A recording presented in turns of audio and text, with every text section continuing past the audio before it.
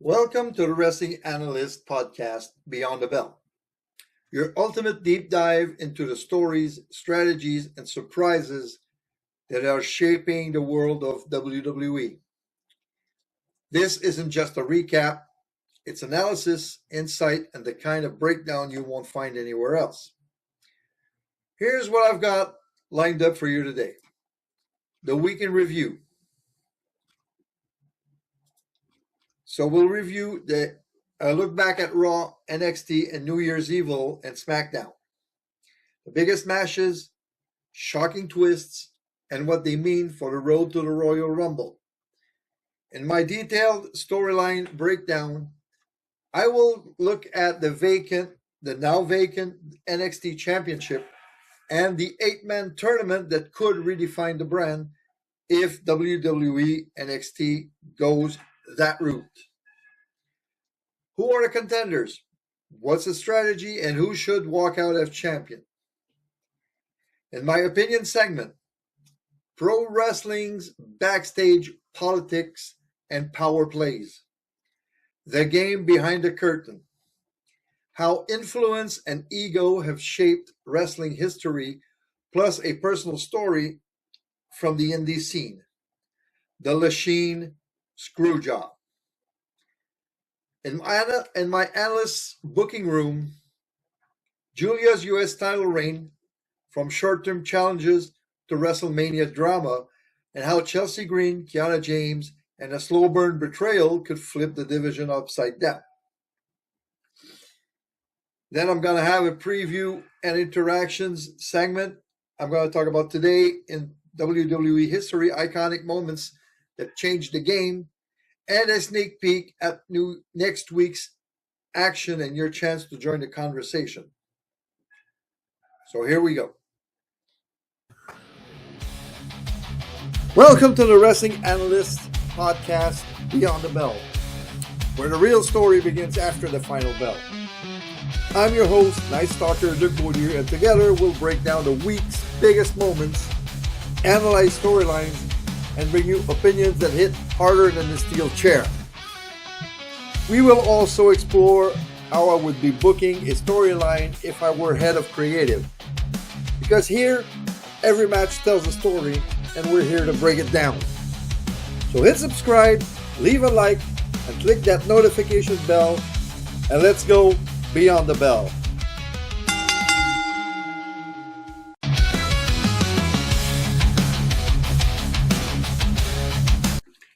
Okay, so let's start with the week in review with the Raw recap. The first Raw of 2026 didn't just set the tone for the new year, it flipped the script with title changes, shocking moment, and a main event packed with drama from bell to bell.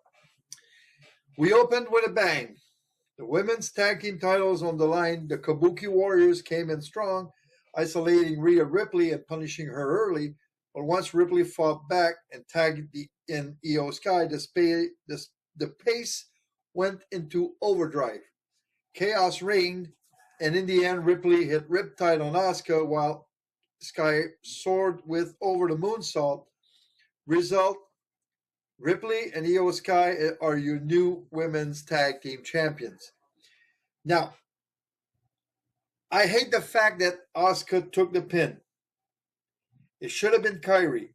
Why? Because then Asuka could have blamed Kairi for the loss and keep abusing her for the storyline and to continue the setup, the slow burn setup that Kairi would turn eventually on Asuka. Next up, the Women's Intercontinental Championship, Maxine Dupree looked confident, but Becky Lynch had other plans.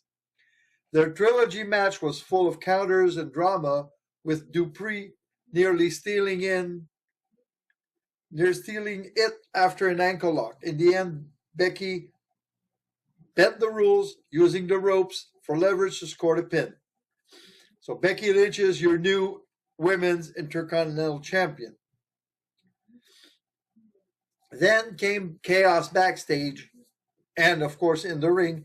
Stephanie Vaquer, the Women's World Champion, didn't defend her title, but she was the target of vicious attack from Raquel Rodriguez. She blindsided Vaquer, zeroing on Vaquer's ankle and continuing the assault even after officials intervened. Heading into the Royal Rumble, Vaquer's status is now in serious doubt. We know she's got a legitimate injury, but apparently it's not enough for her to drop the title. To vacate the title, I mean. In the mid-card, Liv Morgan returned to Raw to face Lyra Valkyria. Thanks to a distraction from Bayley and Roxanne Perez, Morgan hit Oblivion and sealed the win. The tension didn't stop there. Gunther strutted out to brag about making John Cena tap out like a you-know-what. But AJ Styles wasn't having it. One slap later, the confrontation exploded, and Gunther demanded a match for next week. Mark your calendars. This one is going to be fireworks. And finally, the main event. CM Punk defending the World Heavyweight Championship against Braun Breaker. Breaker dominated early with raw power, but interference from the Vision threatened to tip the scales. Rey Mysterio, Penta, and Dragon Lee evened the odds, and in the closing stretch, Punk countered a spear with a knee strike and hit the go to sleep for the win. So big takeaways from Raw: 2 title changes, 1 brutal backstage attack, and a champion who proved he still got it. Raw didn't just start the year, it set the bar. So then we had NXT New Year's Evil 2026. So NXT kicked off 2026 with a bang at New Year's Evil, which delivered title changes, and a main event left the future of the brand wide open. Before the event started, chaos erupted. Blake Monroe blindsided Thea Hale on the entrance ramp, smashing her into the barricade with a steel chair. Monroe was banned from the building, but the damage was done, and it set the tone for the night. So Blake Monroe was supposed to have a title shot at the title that she lost, the North American title, but this attack signals me that Blake Monroe might be on the way to other plans. I think Blake Monroe is going to get called up to SmackDown in the very, very, very near future. The openers saw Tatum Paxley take on Izzy Dame. Dame tried to use her size and power, but Paxley's unpredictable offense turned the tide. One cemetery drive later, Paxley walked out the winner. Later, Thea Hale, still hurting from Monroe's attack, issued an open challenge for the Women's North American Championship. Izzy Dame, her again, seized the moment, stormed the ring, and crushed Hale with an avalanche. Dame over. Result: Izzy Dame is your new Women's North American Champion. But the drama didn't stop there. JC Jane was defending her NXT Women's Championship against Kendall Gray.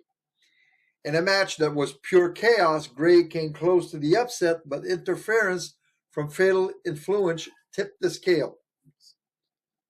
JC hit Rolling Encore and kept her title. Between matches, NXT teased the arrival of Elio Lafleur, formerly Aigle Blanc, on the indie scene with a cryptic vignette promising, "I'm here to slash the sky." Then came the main event, Oba Femi versus Leon Slater, in a champion versus champion clash. Slater brought speed and aerial fireworks, but Femi's raw power was too much. One fall from Grace Slater, Femi retained the NXT Championship, and then the shocker. Femi left the title in the center of the ring and walked away. The ruler is main roster bound, and the NXT Championship is now vacant. So the big takeaways from NXT. 2 major women's matches delivered drama. Izzy Dame shocked the world, and Oba Femi's exit leave NXT without a champion, and adding new faces and brewing rivalries, and the road to Vengeance Day just got unpredictable. Now, in my detailed storyline breakdown, like I said, I'm going to take a look at the NXT title picture. And then we get to SmackDown. SmackDown kicked off the European tour in Berlin with a show that felt more like a premium live event than a regular Friday night. And by the end of the night, the entire WWE landscape had changed. The night opened with Randy Orton making his first appearance since returning. Before the Viper could speak, Trick Williams interrupted, declaring that 2026 was the start of the Whoop That era. Orton wasn't impressed, words turned into fists, and Orton dropped Williams with a rope-hung DDT. The Miz tried to get revenge for last week, but Orton planted him with an RKO to stand tall. Later, Trick Williams made his in-ring debut against Rey Fenix. Phoenix brought the aerial fireworks, but Trick countered a roll-up and grabbed a handful of tights for the win. Julia then put her Women's United States Championship on the line against Alexa Bliss in her first defense since regaining the title. Bliss fought hard, even setting up for Sister Abigail, but interference changed everything. Kiana James distracted the referee, and Lash Legend shoved Bliss off the ropes. Julia capitalized with a Northern Lights bomb to retain. After the bell, Nia Jax and Legend brutalized Bliss, leaving her laid out. Faction warfare erupted as the Wyatt Six battled Solo Sikoa's MFTs in an 8-man tag match. Chaos ruled, but the finish came when Solo stole Uncle Howdy's lantern, distracting the Wyatts long enough for Tama Tonga to hit the cutthroat for the pin. Jordan Grace officially signed with SmackDown and immediately made an impact, defeating Alba Fire in her debut. Post-match, Jade Cargill confronted Grace, teasing a collision of powerhouses down the line. Carmelo Hayes continued his strong run by answering Shinsuke Nakamura's challenge for the United States Championship. In a hard-hitting contest, Hayes retained after hitting nothing but net. And then the main event. Cody Rhodes defended the undisputed WWE Championship against Drew McIntyre in a brutal 3 stages of hell match.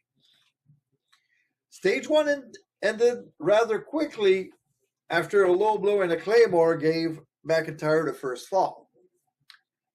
Stage 2 was a false count anywhere, and it spilled backstage in a wild brawl, with Rhodes evening the score after a crossroads on the announce table. The steel cage match finale was pure chaos. Just as McIntyre tried to escape, Jacob Fatu returned, attacking both men in a shocking twist. In the confusion, McIntyre slipped out the door and won the match and the title. So the big takeaways from all this, well, Drew McIntyre finally gets his moment, and Jacob Fatu's return adds a wild card to the title picture.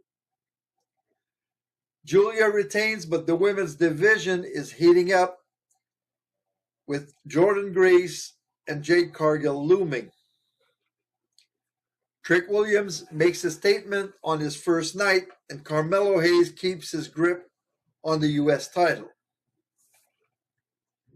SmackDown didn't just deliver, It reshaped the road to the Royal Rumble.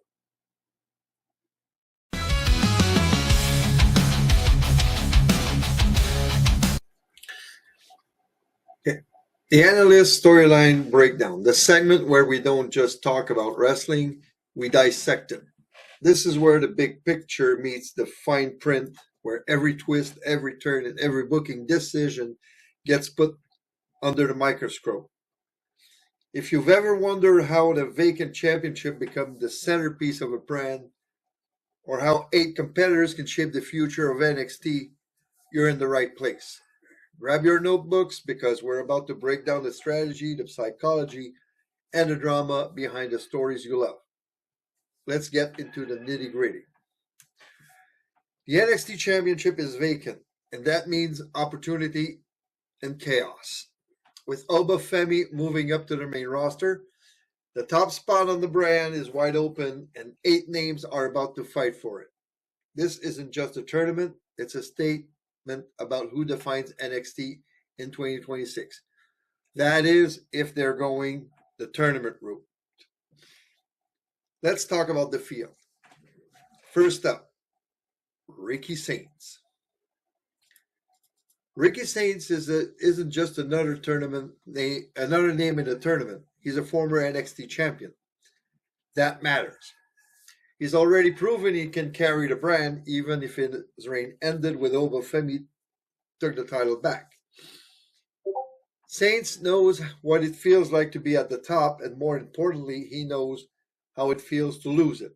That chip on his shoulder makes him dangerous. Saints has the swagger of a modern heel, confident, sharp-tongued, and unapologetic. His promos don't sound scripted, they sound real, and that authenticity is gold in today's wrestling landscape. In the ring, he's versatile, technical enough to hang with Miles Bourne, explosive enough to match Leon Slater's pace, and cunning enough to outsmart powerhouses like Josh Briggs. The storyline writes itself. Saints wants redemption. Losing the title to Femi wasn't just a setback, it was a stain on his ego.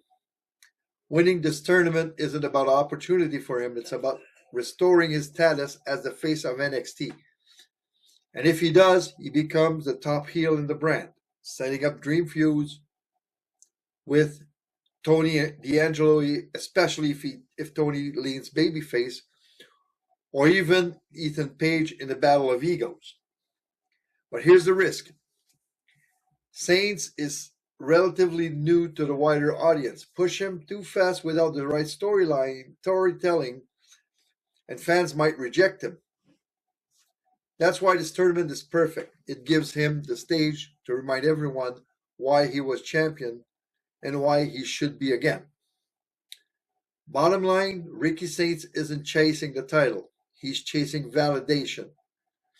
And that makes him the most compelling figure in this entire bracket. Then there's the North American champion, Ethan Page. He's a former NXT champion as well, and that changes everything. When Page arrived in NXT, he made an immediate impact, climbing straight to the top and proving he wasn't there to play second fiddle. That first reign established him as a major player, but losing the title left a bitter taste. For Page, this tournament isn't just about adding another accolade, it's about reclaiming his spot as the undisputed leader of the brand. Page brings something to the table, experience and confidence. He's not a prospect, he's a polished performer. He knows how to control the pace of a match and the tone of a promo. His mic work is sharp, his presence is undeniable, and his ability to manipulate the narratives makes him one of the most dangerous men in NXT. In the ring, Page is calculated, he blends power and technique, and he's not afraid to bend the rule when it suits him. That makes him perfect for high-stakes matches where drama matters as much as athleticism. And if he wins this tournament, while holding the North American title? That's a storyline goldmine. A double champion angle that elevates Page and raises the prestige of both belts. Actually, he would be a triple champion. But here's the catch. Page is a heel. If he takes the NXT Championship, the brand becomes heel heavy at the top. That means NXT needs a strong babyface challenger waiting in the wings.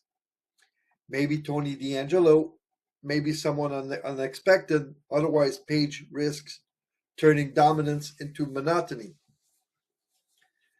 Ethan Page isn't chasing history, he's chasing control.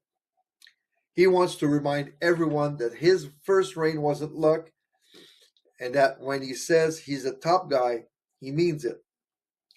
If Ricky Saints represents the future, Ethan Page represents the present, and that clash of eras could define NXT for months to come.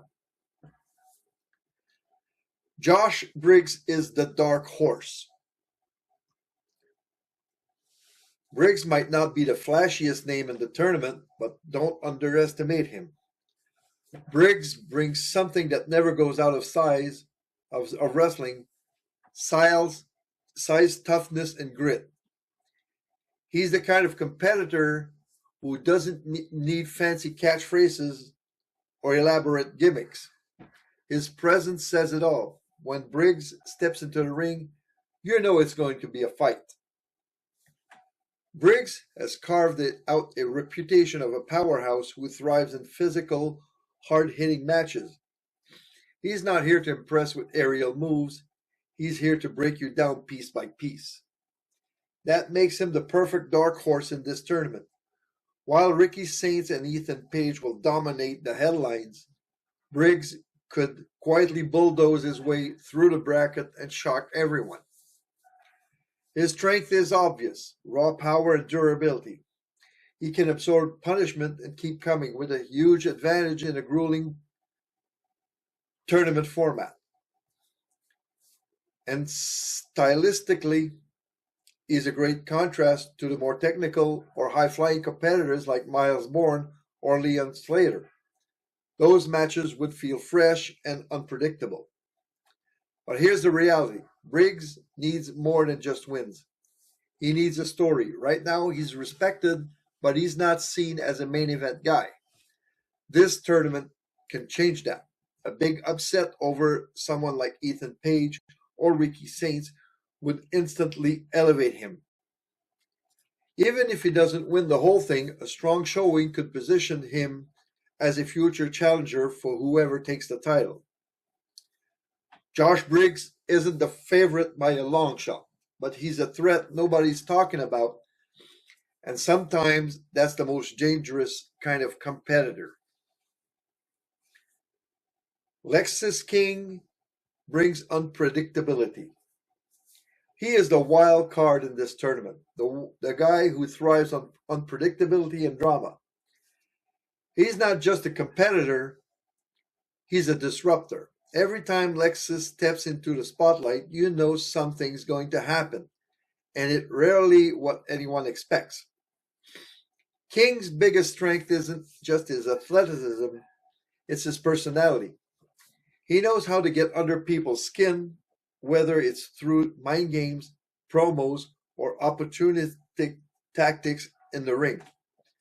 That makes him dangerous in a tournament setting. While others are focused on wrestling their way to the top, Lexis is thinking 2 steps ahead, plotting how to twist the narrative in his favor. In the ring, King combines solid fundamentals with a flair for the dramatic. He's not afraid to bend the rules, and he's smart enough to make it look good against someone like Ricky Saints or Ethan Page. He can match arrogance with arrogance, creating tension the fans love to hate, against a babyface like Tony Angelo or Miles Bourne. Lexis becomes the perfect antagonist. But here's the truth. Lexis King isn't the favorite either. And that's exactly why he's so compelling. He doesn't need a title to make an impact. He needs moments.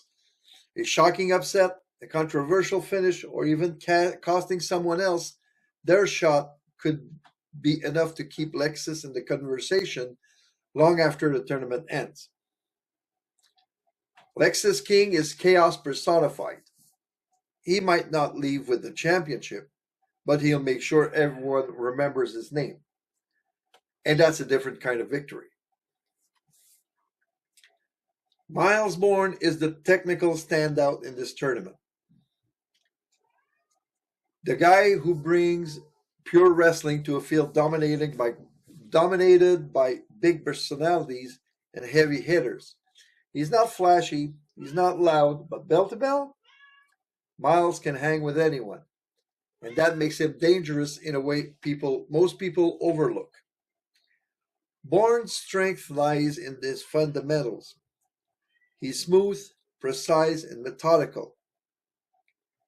The kind of wrestler who can turn a match into a clinic.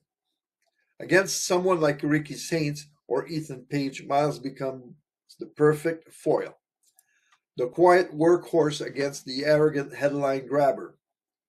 Against Leon Slater, his technical styles creates a fascinating clash of speed versus control. But here's the challenge.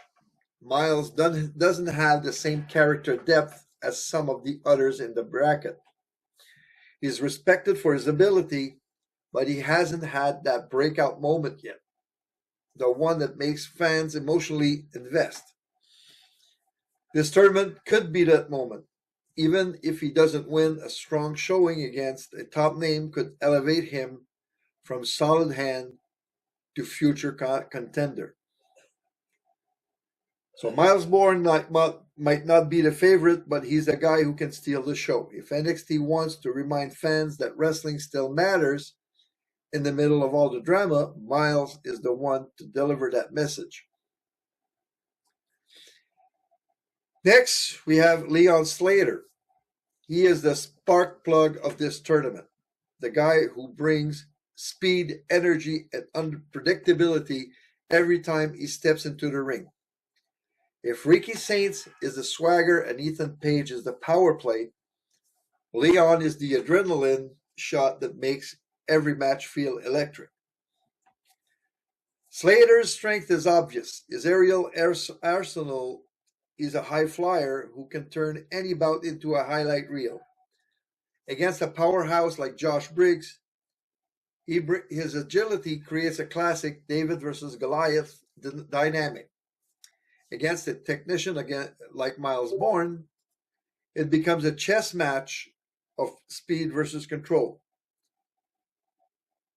And if he faces Saints or Page, expect fireworks, because Leon's style forces even the cockiest heels to adapt. But Slater is not the favorite to win the tournament. He's not the guy NXT is likely to crown as champion right now. And that's okay, because his role is different. Leon is here to make the tournament unforgettable. He's the one who delivers the jaw-dropping moments, the near falls that makes fans believe, even if just for a second, that the upset is coming. Slater might not leave with the title, but he'll leave with momentum. And sometimes that's just as valuable in NXT. If NXT plays this right, Leon could go from exciting underdog to future main eventer in one night. Then we have the most intriguing name in this tournament. I referred to him a couple of times already. It's Tony D'Angelo. Not because of his record, but because of his identity. For years, Tony was the Don of NXT, the mob boss with swagger and loyalty as his calling card. But recently, something's changed. His persona feels sharper, more serious, and less gimmick-driven. And here's the kicker. We still don't know if he's a babyface or a heel. That ambiguity makes Tony the ultimate wild card. If he leans babyface, he becomes the natural foil for Ricky Saints or Ethan Page. A fan favorite fighting against arrogance and ego. If he comes in as a heel, the tournament becomes a battle of villains, and Tony's cunning could make him the most dangerous of them all. In the ring, Tony brings a mix of brawling and technical skills. He's not flashy, but he's effective. And his character work makes every match feel personal. The question is, does Tony play both sides to get ahead? Does he cheat to win and reveal his true colors? Or does he fight with honor and surprise everyone? Tony D'Angelo isn't just competing for a title, he's redefining himself, and that journey could be the story that steals the entire tournament. Finally, the wild card. Say his name, and he appears. If Joe Hendry stays in NXT, he's the X Factor. Hendry doesn't just wrestle, he entertains. His charisma, his humor, and his ability to connect with the crowd make him a threat before the bell even rings. In a tournament full of serious competitors, Hendry brings levity and unpredictability, and that's a different kind of power. Hendry's strength is his personality. He can turn into any segment into gold, and his entrance alone gets fans invested. In the ring, he's solid, maybe not the most dynamic, but good enough to deliver when the spotlight is on. Against someone like Ricky Saints or Ethan Page, Hendry becomes the perfect contrast. Charm versus arrogance. The risk? Well, his future in NXT is uncertain. He's only there short term. NXT might hesitate to give him the belt. But even without winning, Hendry can make this tournament unforgettable with promos, mind games, and maybe one shocking upset. Bottom line, Joe Hendry might not be the NXT champion, but he'll make sure everyone's talking about him when the tournament ends. So I put some other possibilities in there, so if any of them is not there. First, there's Andre Chase. He brings the teacher persona the fans love, but his credibility as a singles competitor has always been questioned. He's charismatic, he connects with the crowd, and Chase U gives him built-in fan base. The challenge, he needs a big win to feel like a serious contender. Then there's Channing Stacks Lorenzo. Stacks has evolved from being Tony D'Angelo's loyal right-hand man into a confident, independent competitor. He still carries that street-smart edge, but now he's stepping out of the shadow of the family and proving he can stand on his own. His persona feels sharper, more aggressive, and less about playing second fiddle. Stacks wants to make his own mark in a tournament setting. He's the guy who could surprise everyone with cunning tactic and a chip on his shoulder. Then there's Dion Lennox. He's raw power with a mean streak. He's not flashy, but he's intense, and that makes him dangerous in short bursts. The question is whether he can sustain that intensity in high-pressure tournament setting. And with the rest of Darkseid at his side, who knows where that could be leading. There's Jasper Troy. He's a prospect with size and athleticism, a combination NXT loves to develop. He's not ready for the top spot yet, but a strong showing could plant seeds for the future. There's a name that not many people are thinking about right now, but he might be involved in there. It's Noam Dar. He brings experience, his personality. He's a proven performer with technical skills and a cocky edge that plays well in big matches. The downside? He's often tied to the Heritage Cup scene, so moving him into the NXT title picture would require a clear pivot. Then there's Tavion Heights. He's a powerhouse with amateur wrestling roots. His style is grounded in physical, which makes him a great contrast to high flyers and flashy heels. He's not a favorite, but he's credible spoiler who can pull off the upset. So this lineup is stacked. Saints and Page are the clear favorites, but Tony D offers a perfect foil. Miles and Leon bring work rate and excitement. Lexus has drama, and Henry, if he's in, could steal the spotlight. The question is simple. Who becomes the face of NXT, and does this tournament shape the next era?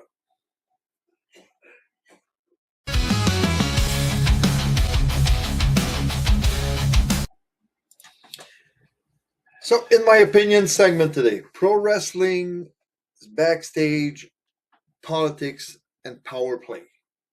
The game behind the curtain. When fans tune in to watch wrestling, they see the spectacle, the lights, the music, the drama inside the ring.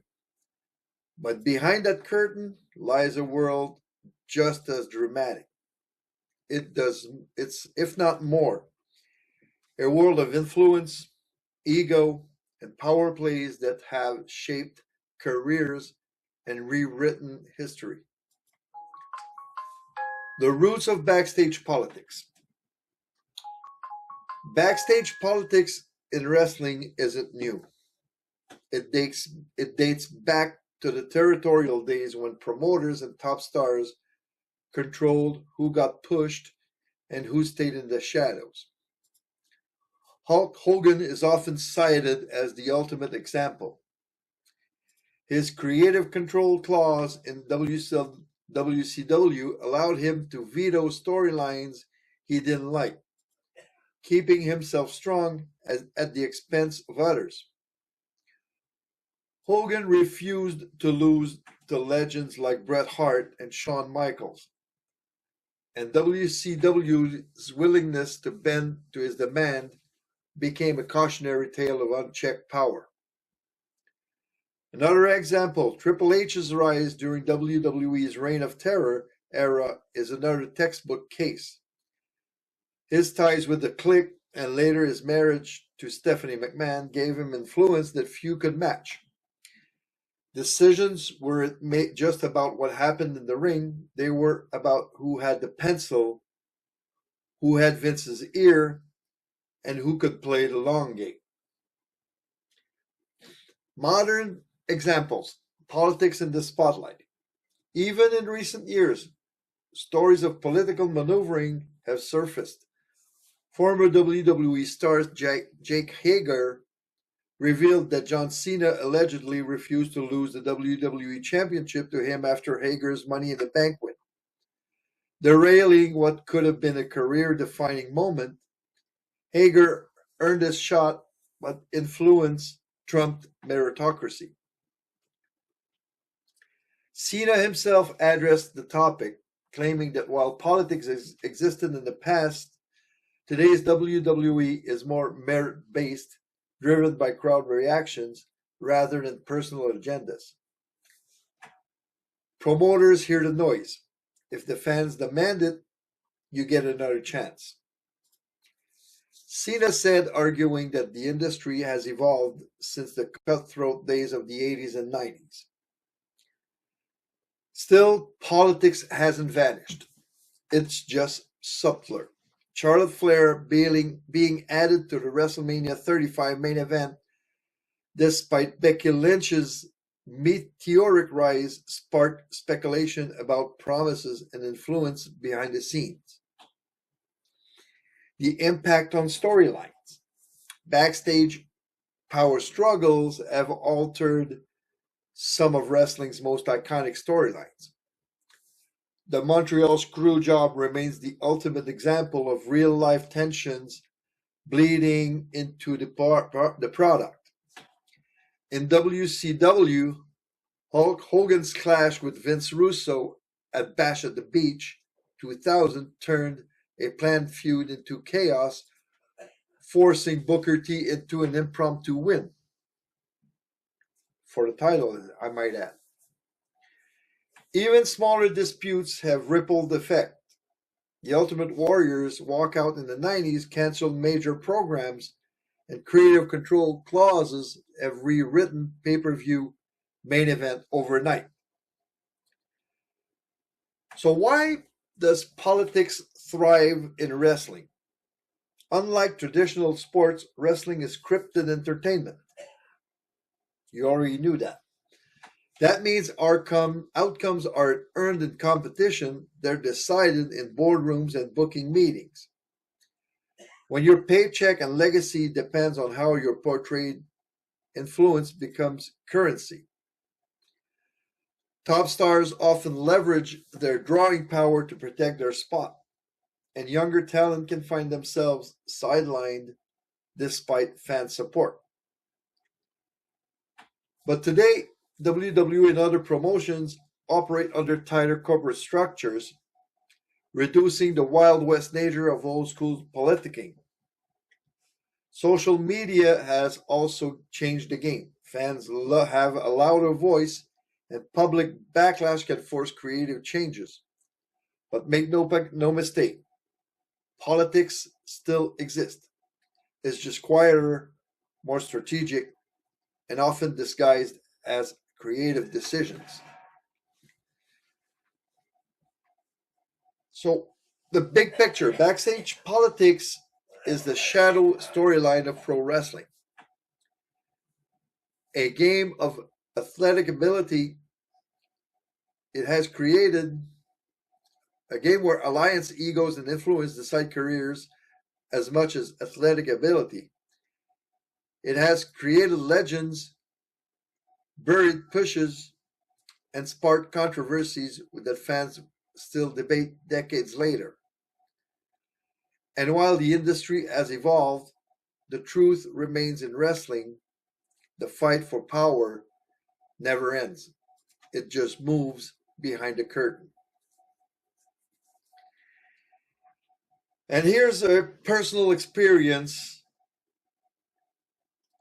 of backstage politics. I call that the Lachine Screwjob, a lesson in backstage politics. It's not just a buzzword. It's a reality that can derail even the most carefully crafted storyline. I learned that firsthand during my time as a booker for a federation here in the province of Quebec, in what I now call the Lachine Screwjob. Here's how it unfolded. One of the owners, whose ego was bigger than the ring itself, had a golden rule. He never wanted to lose a match on a clean pin. Ever. That's not unusual in wrestling. Inflated egos are part of the game. But this time, it created a storm. Our top prize at the time, the international title, the equivalent of a world championship in other promotion, was scheduled to be defended in another federation, and the owner asked to win the belt on that show. I agreed on one condition. He would drop the title at our next event. Fair deal, right? To protect his image, I even planned the loss with outside interference so he wouldn't have to take the clean pin. It was a perfect compromise, in my opinion. But then came the twist. Without telling me, the match went a complete other direction. He changed the booking behind my back. Instead of following the agreed plan, he lost the title in a completely different way. A referee stoppage during a submission hold, kind of like the Montreal Screwjob, even though he never tapped out. No interference, no drama, just a flat finish that made 0 sense for the story we were building. In one move, months of planning went up in smoke. The storyline collapsed, the credibility of the belt took a hit, and trust backstage was shattered. All because ego and politics outweighed the bigger picture. The lesson? In wrestling, the fight isn't just in the ring. It's behind the curtain. Creative control, personal pride, and power plays can turn a simple booking decision into a full-blown screw job. And when that happens, the fans aren't the only ones left wondering what just happened. The booker is too. So what's your take? Are backstage politics a necessary evil in wrestling? Or do they hold the business back? Which power play do you think changed the industry the most? Hogan's creative control, the Montreal Screwjob, or Cena's alleged influence? Drop your thoughts and let's talk about the game behind the game.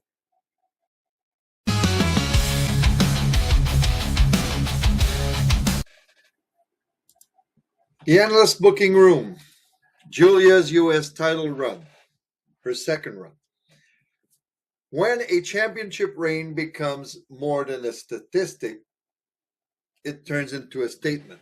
Tonight, we're not just talking defenses, we're talking legacy. The women's U.S. title is young, but its story is being written in bold strokes by a champion who refuses to coast. Every match is a test, every challenge a chance to redefine what dominance looks like. This isn't about who steps up, it's about how the standard gets set. Welcome to the blueprint for a reign that demands respect. The WWE Women's United States Championship stands as SmackDown's secondary women's title, a belt introduced on November 8, 2024, to give rising stars and proven contenders a platform to shine. Fast forward to January 2nd, 2026, Julia recaptured the championship on SmackDown, making a record-tying second reign, and cementing her status as the cornerstone of the division. Just days later, on January 9th, she turned back Alexa Bliss in a hard-fought contest, though the finish came with an unexpected twist. Lash Legend's interference didn't just tip the scale, it fueled the ongoing multi-team rivalry for the women's tag team title, adding another layer of intrigue to the road ahead of that storyline. But that's not what this booking room segment will focus on, since I already did a booking room for that storyline a couple of weeks ago.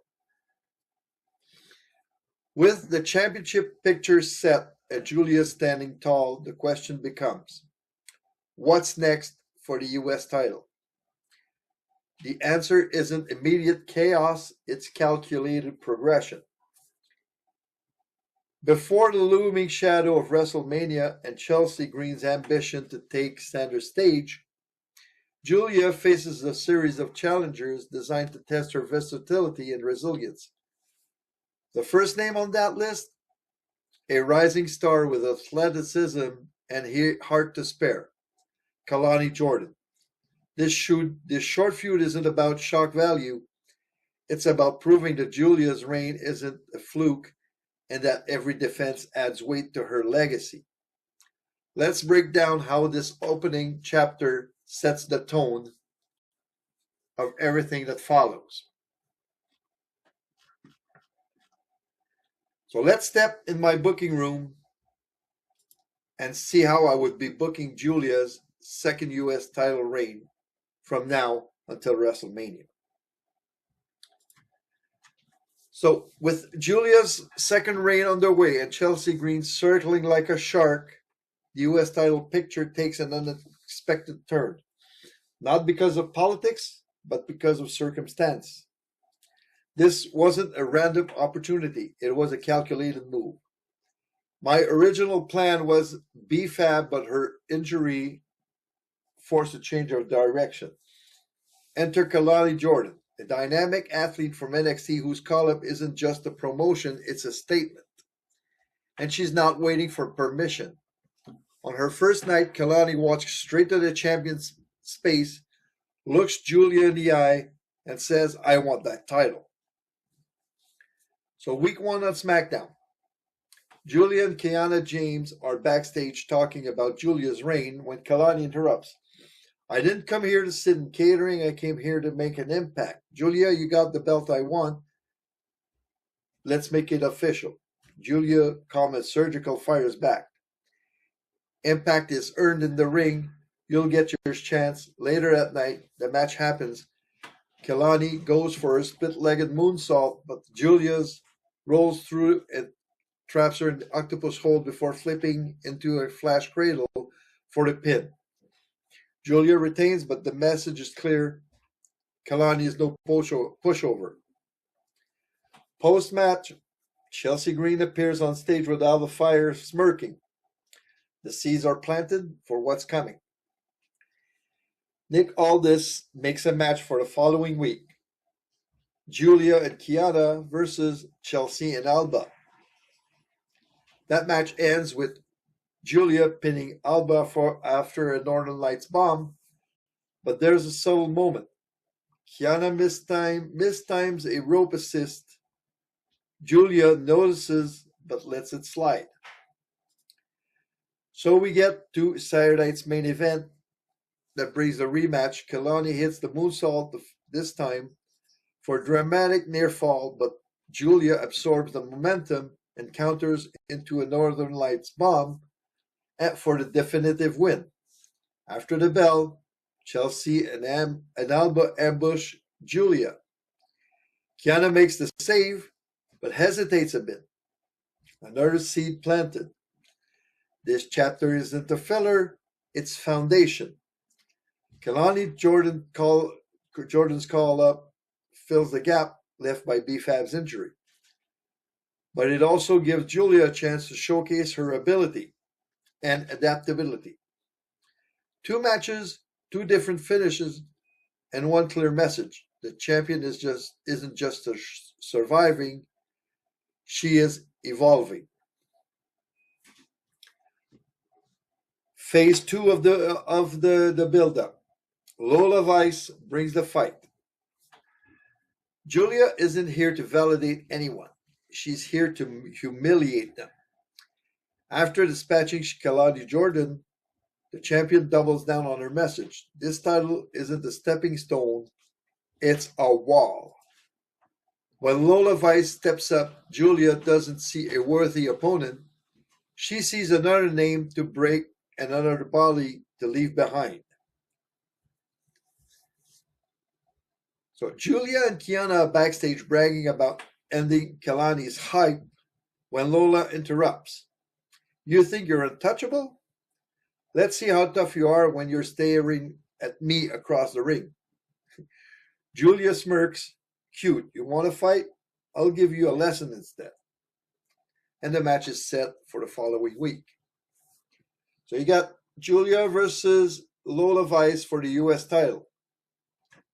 Lola comes out swinging, literally, dropping Julia with a spinning back fist, but Julia fakes a knee injury, lures Lola in, rakes her eyes, and hits the butterfly suplex into a jackknife pin for the win. Post-match, Julia stands over Lola, sneering, "Welcome to SmackDown, rookie." And Chelsea and Alba clap sarcastically from the stage, fueling tension. Lola earns her rematch by beating Alba clean the following week. And then she says, "I beat your enforcer, now I'm coming for you." But Julia responds coldly, "You should have stayed down the first time." The rematch is set for Elimination Chamber. So February 28th in Chicago. Lola targets Julia's ribs with body kicks. Julia mocks her mid-match, slapping her face. Lola lands a spinning back fist that nearly ends it, but Julia rakes the eyes again and locks in the octopus hold. Lola refuses the tap, passes out, and the ref calls it. Julia retains decisively, smirking as officials check on Lola. Chelsea storms the ring with Alba for a beatdown. Kiana makes the save, but hesitates before pulling Julia clear. The slow burn continues. This feud flips the tone. Lola fights with honor. Julia fights dirty. 2 matches, 2 different finish. First a cheap pin, then a brutal ref stoppage. And both send the same message. Julia is defending the title. She's defending her ego. Meanwhile, Chelsea Green keeps lurking, turning every post-match into a reminder that the real storm is coming. Then we get phase 3. Candice LeRae steps up. By now, Julia's reign has become a statement of dominance and arrogance. But not everyone is intimidated. Candice LeRae, a veteran with a mean streak, steps up. Not for honor, but for opportunity. This isn't respect versus disrespect. It's ego versus ego. 2 heels, 1 title, and 0 sportsmanship. So Candice interrupts Julia and Kiana during a backstage brag session. You've been busy padding your stats with rookies. How about you try someone who knows how to break bones? Julia smirks. You? You're a footnote waiting to happen.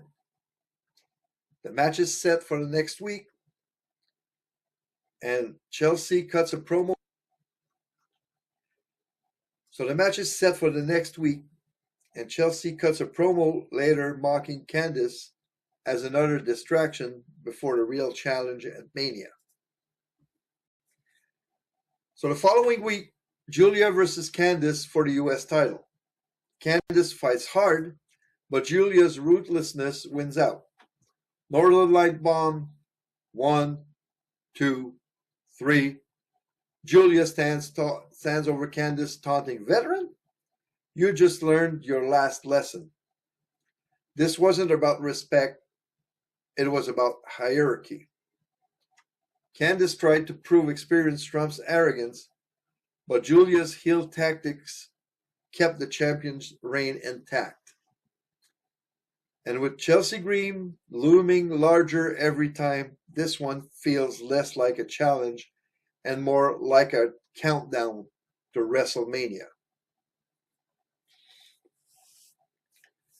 So then we really start the road to WrestleMania and the match between Julia and Chelsea Green that would happen at WrestleMania. So Julia has cut through challengers with ruthless precision, but Chelsea Green isn't just another opponent. She's a strategist, backed by Alba Fire and soon a new recruit. Chelsea turns this feud into a numbers game. For Julia, it's no longer about dominance, it's survival. And every week, the tension builds towards Las Vegas. So, Chelsea interrupts Julia in ring. You've been padding your record. At Mania, I'm taking your crown. Julia smirks. You can't take what you can't touch. Alba blindsided Julia with past promo. Kiana makes the save, but hesitates before pulling Julia clear. Week 11. Julia versus Chelsea in a non-title match. Julia dominates early with vicious heel tactics, but Chelsea fights back. And then the twist. Carmen Petrovich debuts. While Alba distracts the ref, Petrovich lands her finishing maneuver on Julia. Chelsea hits the unpretty her and pins Julia clean. Chelsea gloats. If I can beat you once, I can beat you when it counts. The Green regime stands tall over Julia, and Kiana looks conflicted. Week 12. Julia and Kiana versus Alba and Carmen. Julia pins Carmen with a Northern Lights bomb, sending a message before Mania. Post-match, Chelsea blindsides Julia. Green regime breathe down until Kiana clears the ring, but the hesitation is still visible. So on the go home SmackDown, Chelsea opens the show, flaunting her non-title win and tag victory. I've bitten you twice already. At WrestleMania, I make it official. Julia walks out with Kiana, cold and arrogant. You'll need all three of you, and it still won't be enough. The Green Regime attacks. Chelsea holds the title over Julia as the show closes. And she says, "This is mine." Julia versus Chelsea Green for the Women's United States Championship. So Julia starts aggressively, rope chokes, mocking slaps, trash talk. You don't belong in this ring. Chelsea counters with resilience and near falls. Alba distracts the ref. Carmen slides in a chair. Kiana neutralizes Alba, but hesitates when Chelsea is vulnerable. Chelsea goes for the unpretty her. Julia counters into the octopus hole, transitions into the Northern Lights bomb for the clean pin. Julia stands tall, clutching the title. Chelsea exits furious, signaling her move to the women's world title picture. Kiana stares at Julia from the apron, no attacks yet, but the tension is palpable. So what is the WrestleMania aftermath? Well, WrestleMania might end with Julia standing tall, but the cracks are already showing. Kiana James has been the loyal strategist until now. Every hesitation, every late save, every lingering stare tells the same story. Betrayal isn't a question, it's a countdown. When it happens, Julia's arrogance will shatter, and the champion who mocked respect will fight for it. That's the moment she flips from villain to warrior, a babyface reborn in fire. And while Julia braces for the storm, Chelsea Green is not done making headlines. WrestleMania won't be her last shot. It'll be her launch pad. The Green Regime's mastermind is already plotting the next move. Money in the Bank. Picture it. Chelsea with the briefcase, the ultimate opportunist, waiting for the perfect moment to cash in and claim the Women's World Championship. The U.S. title was the appetizer. The main course, the crown. But the thing is, Chelsea has already said that she would like to be the first woman to fail her cash in. But I wouldn't do that. I would give the title to Chelsea with the Money in the Bank briefcase. So what do you think? Does Julia's reign survive the storm, or does Chelsea Green's empire rewrite history? And when Kiana finally pulls the trigger, will Julia rise as the hero the division needs?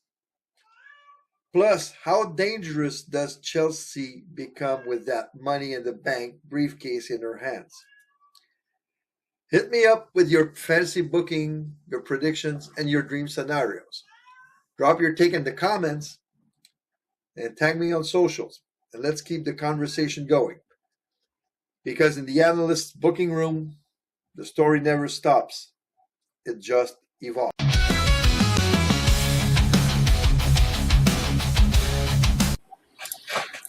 Okay, so today in WWE history, 2006, Kurt Angle won a 20-man battle royal to claim his final world title in WWE. The title was left vacant after Batista's injury. In 2022, Alpha Academy beat RK Bro to become the Raw Tag Team Champions. In 1994, Marty Jannetty and the 1-2-3 Kid defeated the Quebecers to win the then WWF Tag Team Championship. And in 1999, Taz defeated Shane Douglas at ECW, guilty as charged, for the ECW World Title, ending Douglas's 409-day historic title reign. So next week, in my detailed storyline breakdown, I'm going to go and talk about the long-term storytelling behind Drew McIntyre's title victory.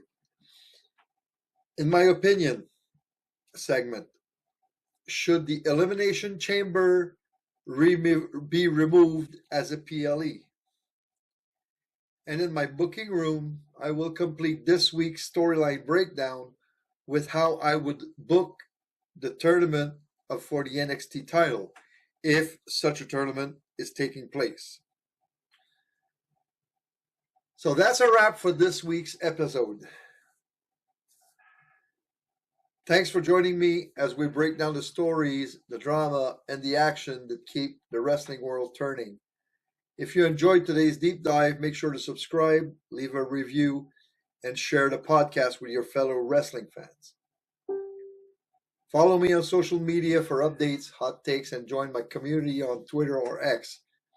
Got a prediction or booking idea you would like me to have in my booking room? Got a storyline for me to break down? I'd love to hear your thoughts.